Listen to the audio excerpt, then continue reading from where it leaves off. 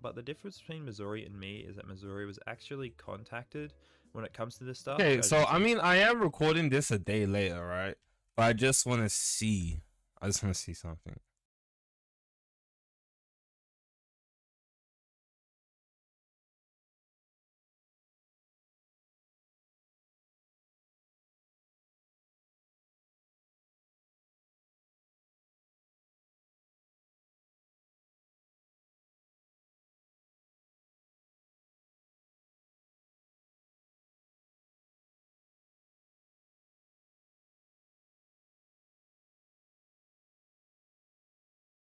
Use Square Web Payments SDK to build a responsive payment form. Customize your front end, accept all the ways to get paid. Then use Square Payments API to process these payments securely in your backend. It's easy. Get started in just a few steps.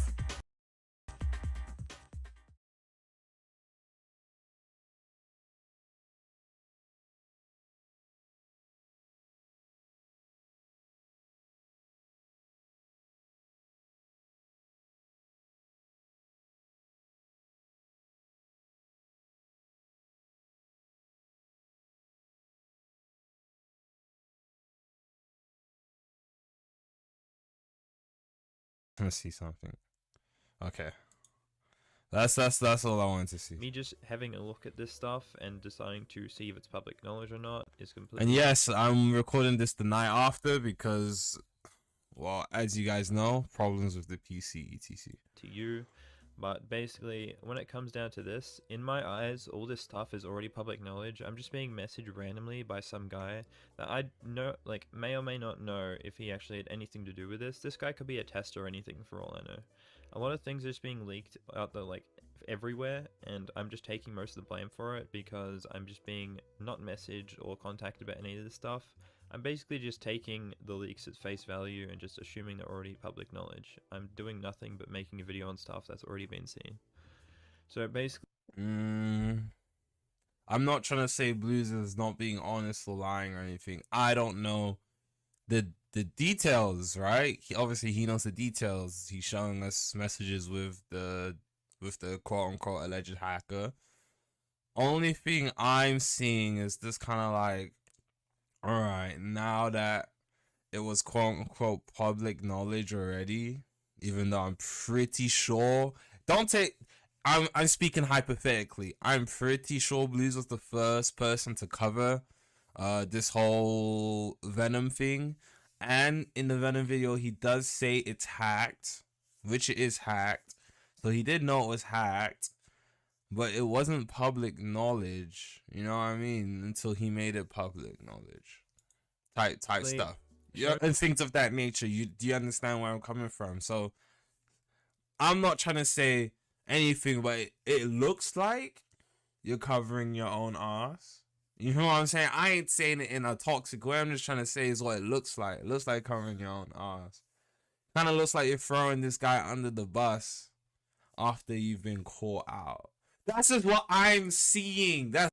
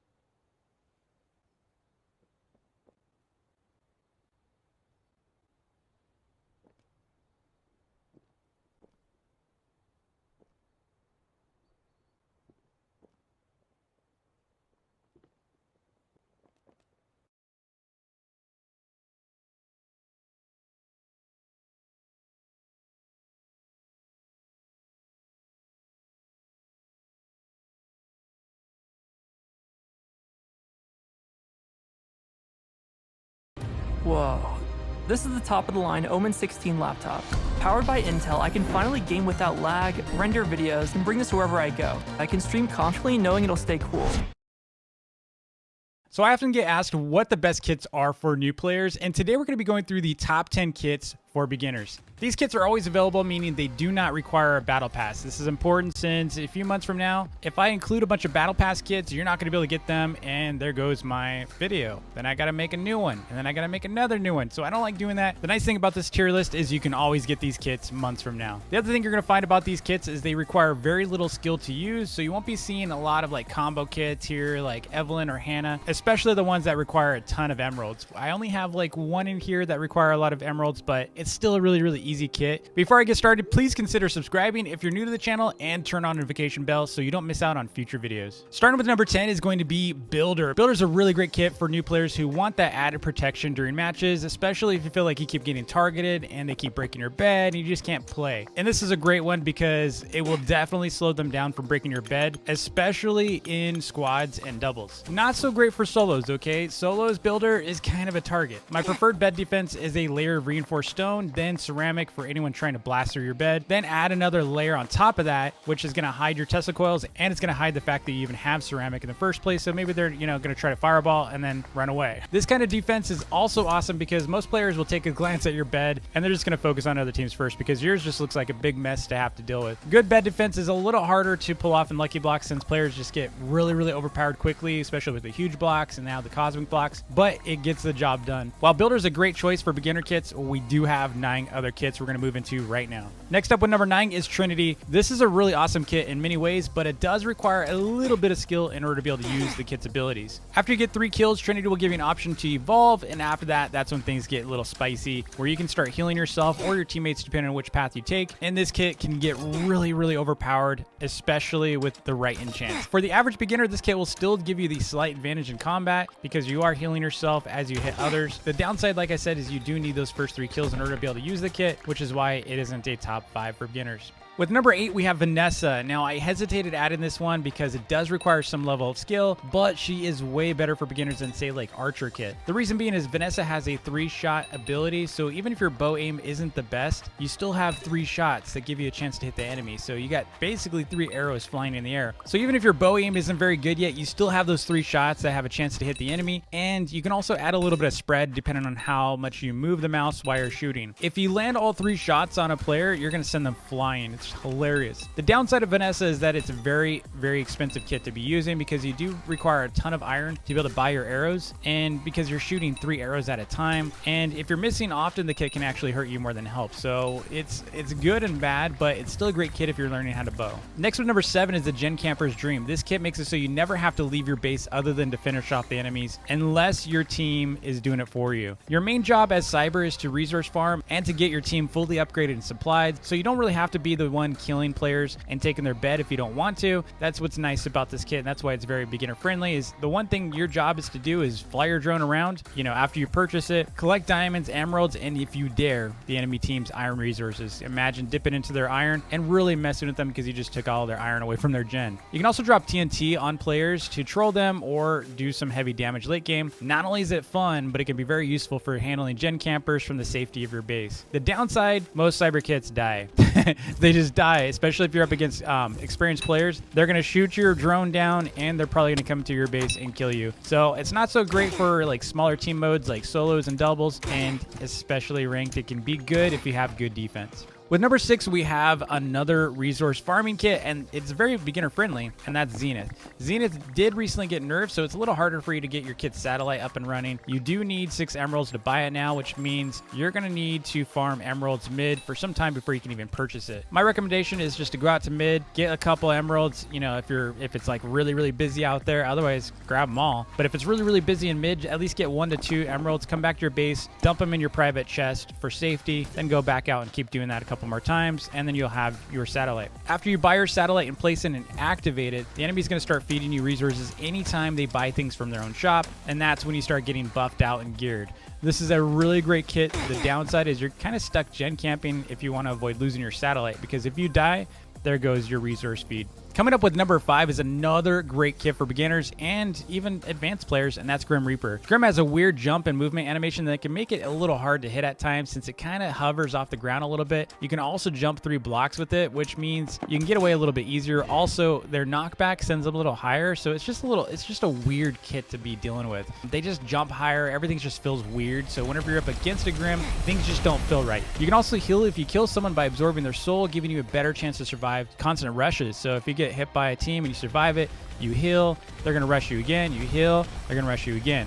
Whereas in other situations, healing takes a lot longer, so there's a good chance you're going to be still half health by the time they rush you again, which is the opposite with this kit because you're still going to have that, those hit points. The downside is that this kit only works if you can fight others and win. So if you're dying constantly, this kit is kind of useless. Next up, number 4 is a crazy resource farming kit with Miner. Now with Miner, if you kill someone on land, meaning they didn't fall into the void and die, their body is going to turn into stone, which you can then break with your special pickaxe and gain resources from it. There's a great way for you to get geared up faster than your opponent since they're essentially giving you free iron and sometimes diamonds and emeralds depending on how powerful they are. Next one, number 3 is a kit that everyone hates, and as you probably saw in the most hated kits video the other day, that is Yuzi. Yuzi does require a little bit of skill, specifically in understanding the distance of jumps, but besides that, it's an amazing kit for mobility and damage, given that if you get rushed, you have a good chance to boogie out to mid and stay away from enemies chasing you. So if you're kind of getting ganged up on and maybe you lost your bed, there's a chance you're going to survive that game because you can jump larger gaps than them. They'll often give up chasing you after a bit. This is just one insane kit. And the nice thing is it's a zero cost kit, so you never have to spend resources to use the abilities right away. Downside is the swords do cost a bit more than normal swords, and there's a cooldown for the ability to recharge after you run out of your 4 boosts. So it's like, I think it's like 10 seconds. Next with our number 2 kit is Axolotl Amy. This is a really, really great kit. This kit is always underestimated in matches, and I think anyone that says she's a bad kit, I've seen you. You just haven't used her enough and don't know how, in my opinion. This kit is underestimated. The kit has given me a ton of solo match wins. I never really have to upgrade the 3rd or 4th Axolotl with her, and I often destroy others to a point that I get called a hacker, since she does give a little bit of a feeling of extended reach. So, if you're going up against her, things just feel weird, kind of like Zephyr. It feels like you're playing against a hacker because she's just got this weird effect. And I think it's the Axolotls doing it. The other great thing about this kit is if you're playing with others, your Axolotls are going to assist them if they're taking damage. So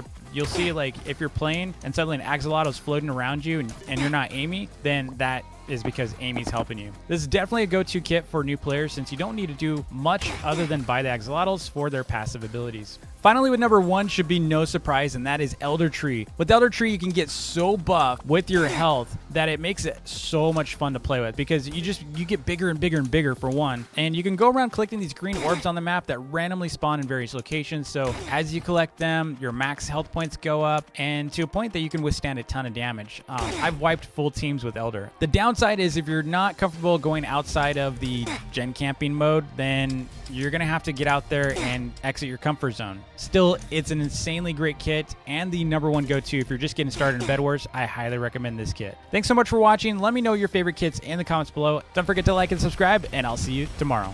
Peace.